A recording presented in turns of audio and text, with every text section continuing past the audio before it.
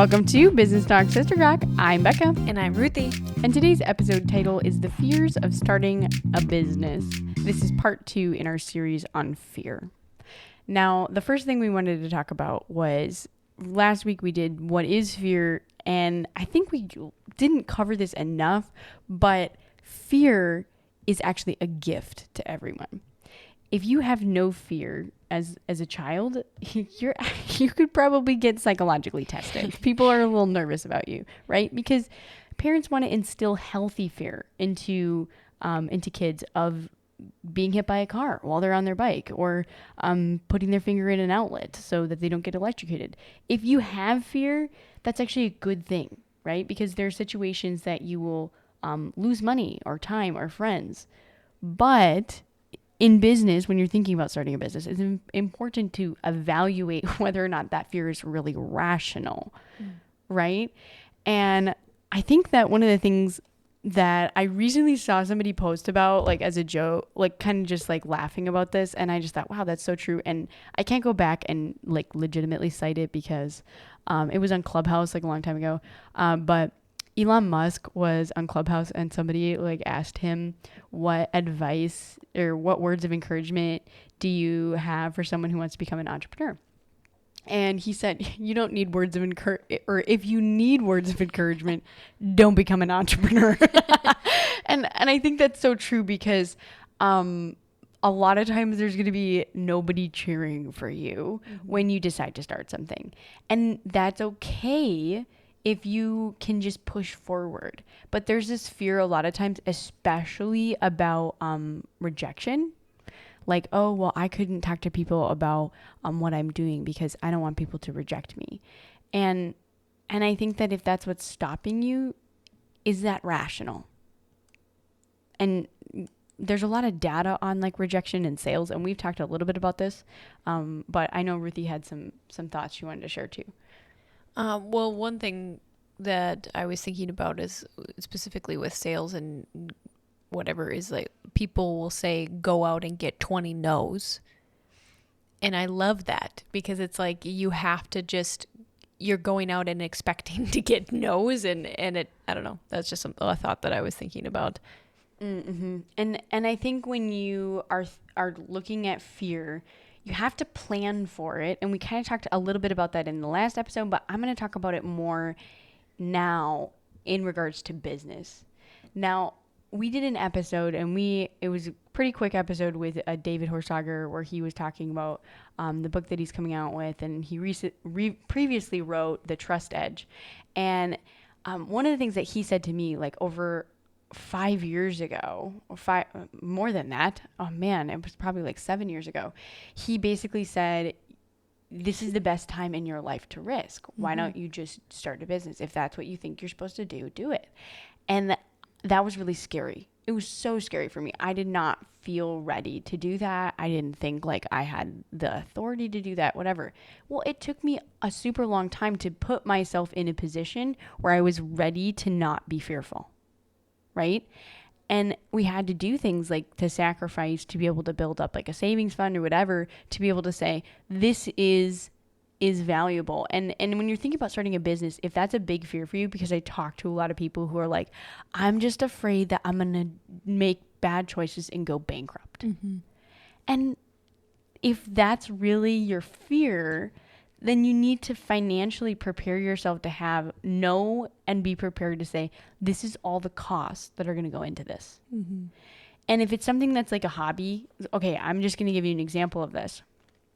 When you take a risk, it should be something you can afford to risk so that if you lose big, you're not reliant on that for your livelihood. Is it really that big of a risk to put your, like, let's say a handmade product on Etsy? Because it's going to cost you 20 cents a month to list it, just to have it out there. Well, if you I like to quantify things by years, okay? So can I afford to risk 20 cents per month for 12 months? Can I afford to pay $2.40 a year to see if someone will buy this?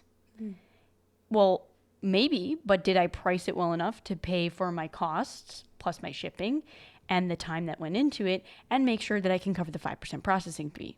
If I've done all those things in my price point, then can I afford to spend $2.40 to list one item? But maybe you're saying, well, Etsy doesn't perform well unless you have multiple listings. So then what is that number for you? And do you have to put ads to that or whatever? Those are all things you need to calculate into being able to do your projections. So that what is the number that you need to have to be able to say, this is what it's going to cost me to launch this? Mm-hmm. And can I afford to lose all of that? I think one thing that I would really hope that people get out of this podcast episode is that it's not okay. Being simply afraid is a cop-out. Like, oh, I don't want to do this and I'm afraid. Okay? Like, just, I don't know. I just think that like that, it's not a good enough excuse to say I'm afraid of doing it. If you can actually break down and say, well, at this point in my life, I don't think it would be a wise decision for me. Okay.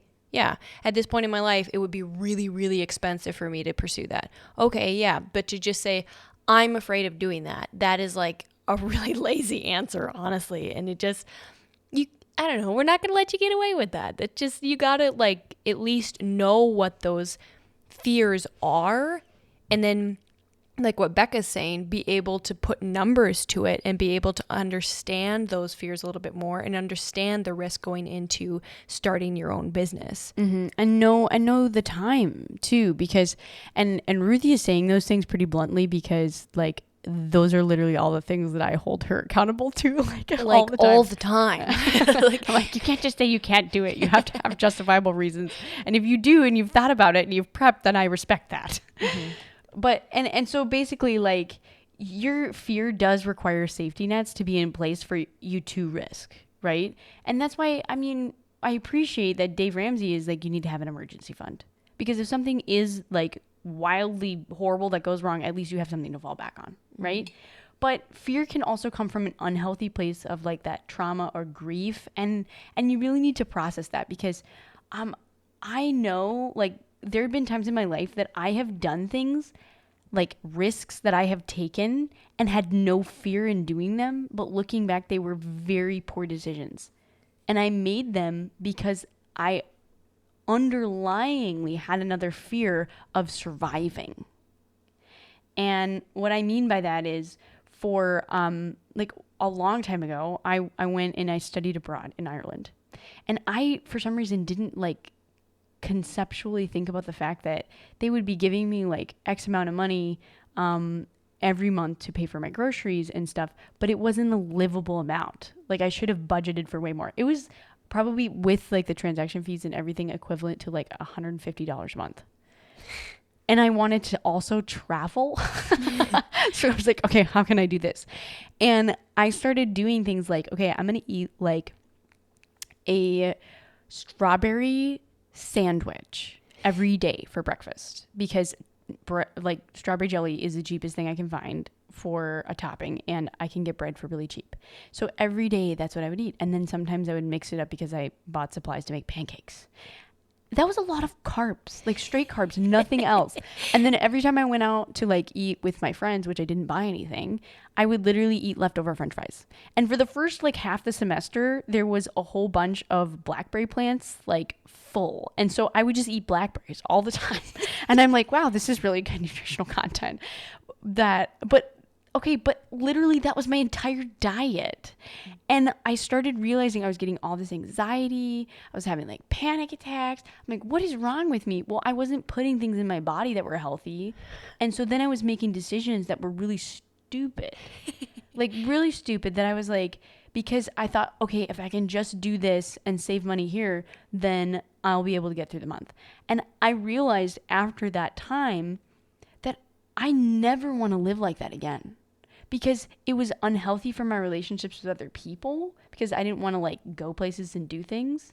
And because it was really unhealthy for my mental well-being to only eat carbs every day. And berries and sugar. Yeah. And like it was seriously like so bad for my health. And I shouldn't have taken those kind of risks without planning. And I learned a lot from that.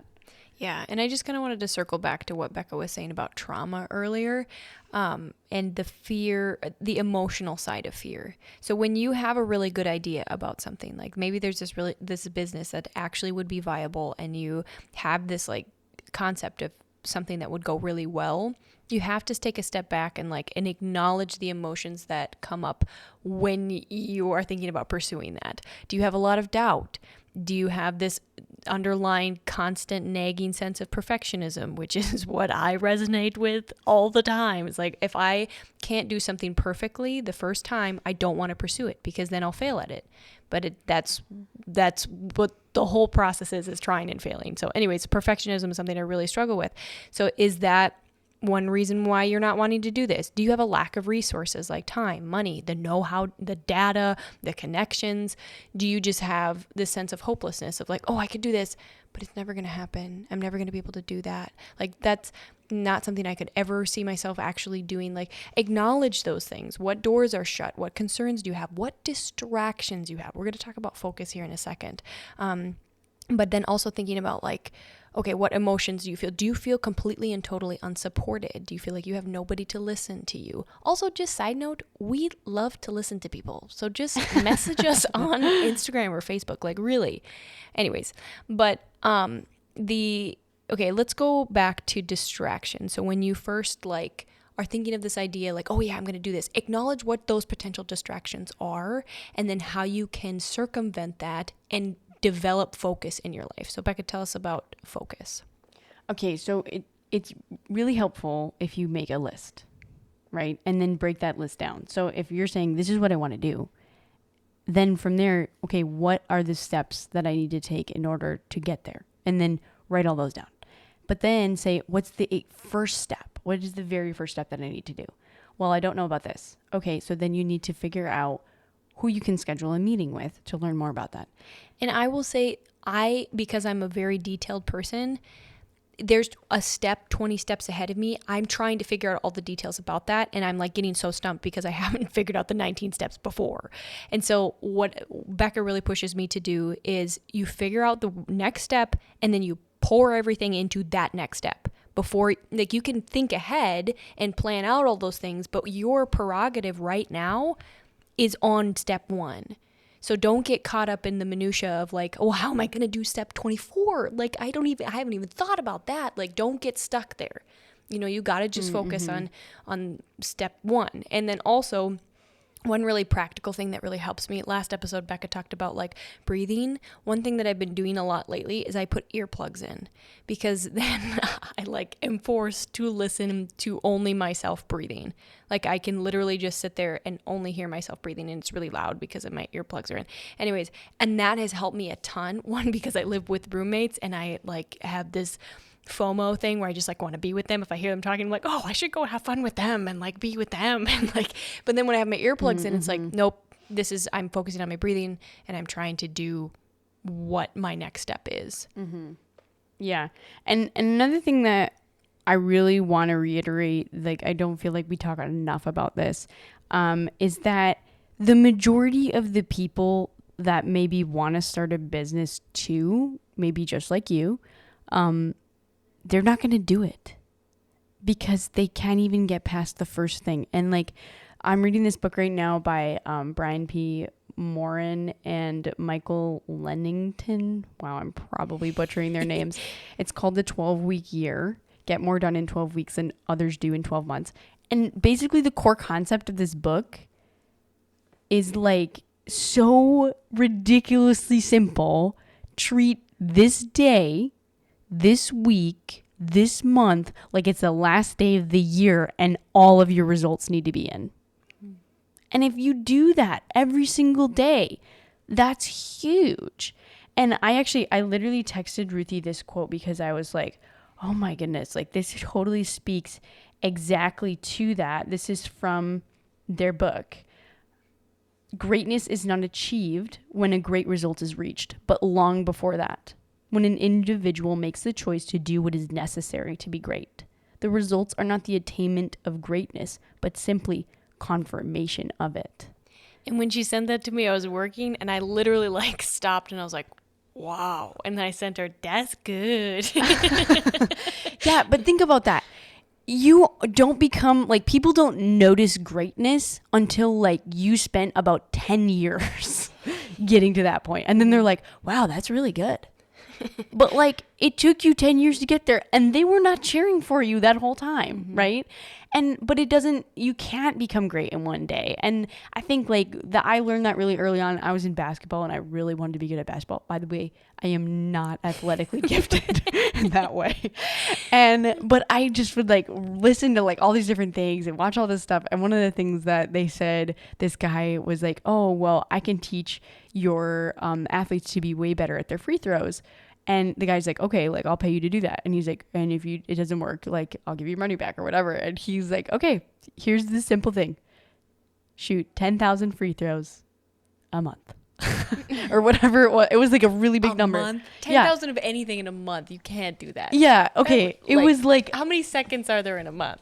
Okay, fine. Maybe it was like a year. I don't remember, but it was a lot. And I was just like, oh my word, like literally the only thing that's going to make somebody better at doing free throws is throwing free throws over and over and over again.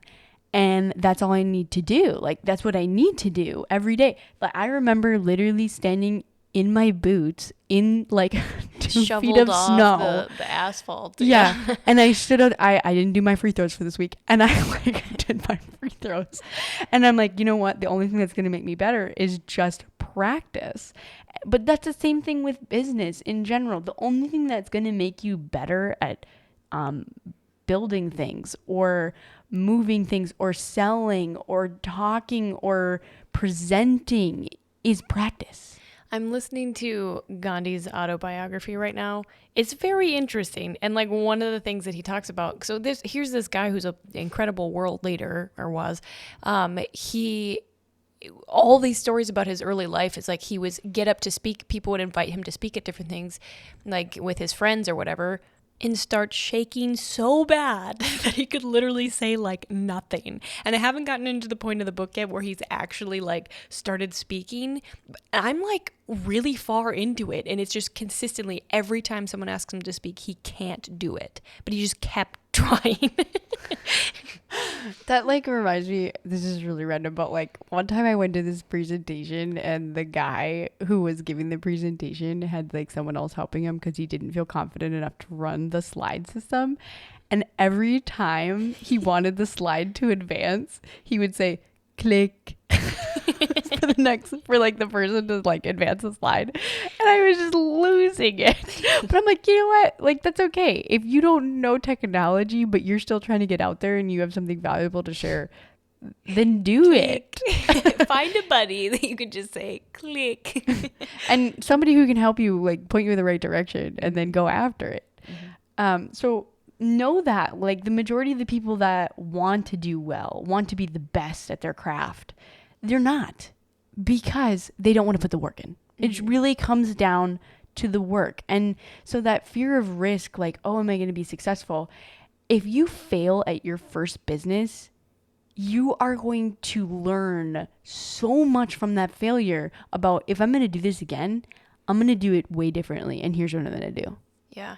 And I also think too, one thing that's really important when you're thinking about fears of starting a business is the people that you're surrounding yourself with. Mm-hmm. So if you're surrounding yourself with a bunch of people who have no ambitions in their life and who, I don't know, it's hard when it's your family. Like if your family is people who are just really not driven and you are like insanely, I'm not saying that you have to excommunicate those people from your life, but find people who are going to support you. Find people who are going to be your cheerleaders. Like my friend Maya, she just like, there are few people in my life who geek out about the things that I'm doing more than me. Like, it's like, wow, look at you. That's amazing. Yeah. And I just like, so she just is my hype man. I call her and I'm like, hey, I'm doing this and this and this. She's like, you are, that's amazing. Like she gets so excited for me. So, and I don't need a whole army of people who are doing that. Like the Elon Musk quote that Becca talked about. Like, Personally, unfortunately, I think I need that a lot more than most people. But like, I don't need an army of people to do that. And I don't need her affirming every single decision I'm making. I just know that like, it's nice to have those people who are supporting me and not surrounding myself with people who are constantly like, that is a really bad idea. Why would you ever do that? Like, you're never going to make money at that. How are you ever going to succeed at that? I don't see you doing that with your future. I don't like think that you would actually be good at that. Maybe you're not organized enough to do that. You know, like those people who are just speaking those things to you all the time, and then pretty soon you're like, yeah. Actually, it's not pretty soon. If I constantly was hearing that, it would not take very long for me to be like, you're right. Oh my word. And then I would have to like, yeah. And I feel like the that. data on that is like, it takes like 10 positive comments to erase a negative comment. And you can't even really erase it, but like maybe like to like combat what it does to you psychologically. Yeah. But I do think you shouldn't just go out and search for a bunch of yes men. Yeah. Like you need to actually search for people who not only are like excited about what you're doing, but then like critical thinkers. And that is actually something from that John C. Maxwell book that we had referenced in the last episode, that they said people who think like successful thinkers surround themselves by other successful thinkers. And it's so important. And I started thinking about that too. And I'm like, yeah, all of my really good friends and the people that I enjoy hanging out with are all people that think deeply about things. And it's not necessarily like deeply to the point of like they're blurting out philosophy all the time, but whatever they're interested in, they've thought a lot about it and they've put a lot of work into figuring out how to make something work. And that's what I value about them, is because they take that seriously enough to look into it or to think about all of these different aspects of how something functions. My freshman year of college, I had a friend named Lydia who had this poster on her wall, and I literally was in her room maybe 4 times, like the whole 2 semesters I was there. But it said like, the more interested you are, the more interesting you are. And I think about that a lot, actually. Like, just like, it's just one of those things that just pops in my head a lot of like Becca was talking about, those people who are deeply invested in things. It's just, they're more, I don't know, it's not more fun, but they're fun to be around. And they help you take a lot of things that you're fearful about and put them into perspective. And that's a really nice thing. Because when you can say, oh, I'm just really worried about this and this and this. And it's like, you know what? Like, if those are the things you're worried about, so for example, it could be you go do something and somebody like hates on it because they don't like what you did, or you could have done it better. You could just dwell on that one thing, but they're doing nothing. All they're doing is spending their time hating on it. And I think like Gary Vee actually talks a little bit about that. It's like, I don't have time to respond to haters because I'm doing something good. Like, that is not an exact quote, by the way. Fair enough. Anyways, the last thing that we wanted to talk about in this episode specifically revolves around friends. And I think that our friends actually impact more than just surrounding ourselves with good people. But what if you lose friends? And I don't think we talk enough about that. And one thing that I think Ruthie and I kind of talked about, this reason to do this specifically, was because that's something that we've been talking through personally. I am insanely social. Like, just the pandemic has been really hard on me, but I call people all the time. Like, ask my roommates. I'm on the phone a lot. Becca's always reminding me that you have to make sacrifices, you know, and I'm not saying that you have to cut everybody out of your life, because I'm telling that to myself, because I always have to remind myself, like, I'm not cutting these people out of my life forever. I'm just pumping the brakes a little bit and just being more intentional about this time that I spend with them. And then when I talk to them on the phone, like, one of my friends, Whitney, like, we talk a lot on the phone. And then I texted her the other day and I was like, hey, I want to talk with you this week, but I can only talk for an hour and a half. And she's like, I think we're going to need to set a timer because I need that accountability. And I said, okay. But when you're going to pursue something like a business that takes a lot of time and effort, you have to acknowledge where those areas are that you need to be sacrificing in your relationships, and then be open with those people instead of just ghosting them. And then everybody's like, oh, Ruthie's losing herself. Like, she's trying to pursue this business and doing all these things with this podcast, and now she doesn't have any friends anymore. Like, you know, like, be open with people and say, hey, this is something that I'm really working hard at and I'm pursuing, and I really value value our relationship and I want to be intentional about the time that we spend together, but I can't be calling you every week anymore, or something along those lines. But being open with those people.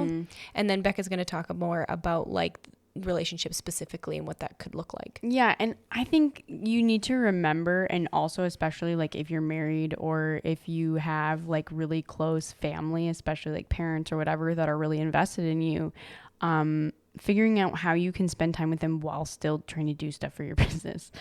And I probably do that a little bit more than I should sometimes with my husband. But knowing that they're going to be there was a research study that I read a long time ago that was like the maximum number of people, close, true friends you can have in your life at one time is 7, because it's just so time consuming to maintain relationships. And I was like, wow, I don't know if that's true. And then I started thinking about it, and it's true in terms of who you communicate with on a day-to-day basis. But this is a season. Not every single day of your business, if you start one, is going to always be working on your business. But when you first start, it takes a lot of time. It should take a lot of time if you actually want it to push somewhere where then it can be something that is your livelihood. And if it's just something that's a side hustle, yeah, you can just kind of slowly start it. But if it's something you're going to really dive into deep and say, I'm going to make this thing big, it takes a lot of time. And I do think that that's super important to think about the authenticity of that, because there are times where you're going to say, as a business, I want to have excellent customer service, which means making personal sacrifices by getting up earlier and having to ship out product to somebody because something happened to theirs or whatever. It's choosing to prove your trust to those people, and you're maintaining those relationships, because if you want people to come back to you over and over again, I mean, that's where 80% of your sales should come from, is your repeat customers. And if you can get those people's relationships maintained, then you won't have to spend so much time in the future going out and getting new business, because you've developed good relationships where you provide value to those people. And so it will be a lot of your time at the beginning, but know that it's for a season until you feel that your business is sustainable, and then you can start opening up to more opportunities. And I'm not saying cut everything out, right? I still do a lot of volunteering. I'm still like doing a lot of things in my community, but like it's important to know how much of your time it's going to take to really strategize writing all of your content, getting a website up, whatever, all the things that you need to do to be able to launch a business is going to take time. So I did want to just touch on this because one of the pieces that really pushed our conversation to talk about this, and you should check it out, is this video by Middle Ground on YouTube. It's like this millionaires versus the minimum wage, and like these people talk about this conversation, and a lot of the people that are millionaires are like, I don't have very many very close friends, period, because I'm working on my business all the time. And I do think if you ever want to get to the point where you're like, yeah, I'm pushing, like my goal is to become a millionaire, it's going to take a lot less time with friends, because it is a lot of personal work you're going to have to put in. And I don't necessarily know if that's everyone's goal, or if they just want to have a lifestyle business where it's enough to sustain them so they can do the things that they love. But know what your goal is and where you want to bring your business to, because that's going to then determine what sacrifices you're going to need to make to get there. Okay, so we're going to transition into our sister dog portion. And Ruthie's going to tell us a story. Ruthie does not like my dog. That's not true. Okay. It's totally accurate. It's true. Okay. So it's not that I've been doing a lot of self-reflection about my relationship with animals lately in the past 6 months, because I think I maybe want to get a dog someday. And I was like, wow, this is big for you. Yeah. Yeah. Anyways, just for like safety reasons and stuff. Anyways, but I've been thinking about dogs, and I was watching Becca's dog and my parents' dog the other day, and I was thinking about them in terms of like that you would use to think about buying a car. That's a nice feature. Yeah, I was like, oh, that is a bad quality, or like this is a bad breed of dogs. Like these are like the drawbacks, and these are like, I don't know. I was just thinking about that a lot. But then I went to go see a friend, And I had taken Pickles with me. This is Becca's dog. And he was outside their house. And then I was just like talking with my friend. And all of a sudden, this Pickles is howling, like just crazy town howling outside. And I was like, dude, like chill out. I've been inside for 5 minutes. And then, cause he just needs to be around people. He's just a needy dog. Okay. There's a lot of not amiable qualities about him. Right, but he's the best. Yeah, he's my favorite. He's a good dog. He has a lot of good things. He's got a lot of good features. Anyways, he's howling like crazy. Features. And then I opened the door and I was like, dude. And then he makes a beeline for this light pole. And I was like, what the heck? And then he's just barking and barking and barking and digging in the snow and digging in the snow. And I was like, okay, like I'm coming. And so then I walked over there and he's just like barking at this spot on the ground. And I looked down and Pickles had dug up a wallet out of the snow. I was like, that's amazing. And I was like, okay, all right, you do have some very practical values. Like, I can see why somebody would really like you. Yeah, because he's smart. Yeah, he's very smart. He's a border collie and he's really wicked smart. And but sometimes so smart where he like you can actively see him deciding whether or not he's going to listen to you. Yeah, you can see his brain work. And you're like, hey, don't eat that. And he's like looking at you like, I really want to do that. And then he'll just like turn around and storm off or whatever. But anyway, so he found a wallet, but he's not so smart to know that it was a wallet. You can't give him that because he was barking at it and wanted me to throw it like a ball. I was like, you dummy. But I was this like, is wow. not for throwing.